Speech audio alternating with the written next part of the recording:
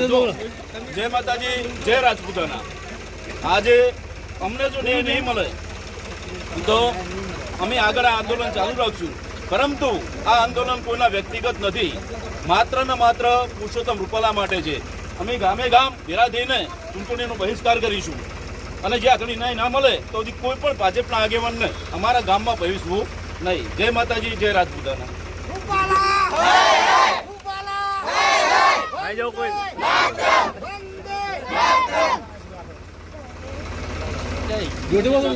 છેલ્લા ઘણા દિવસથી રૂપાલાજીએ ટિપ્પણી કરી હતી કે ક્ષત્રિયોનો વ્યવહાર મોટી અને બેટી થાય છે, પણ એ ટિપ્પણીને વખોડી દેવામાં આવી છે।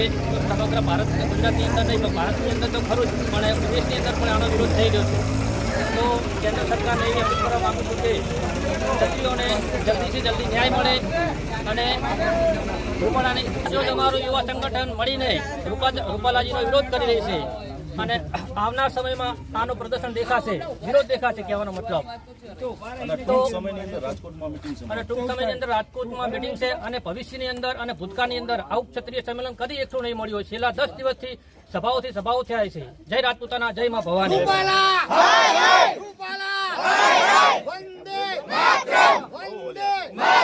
રૂપાલા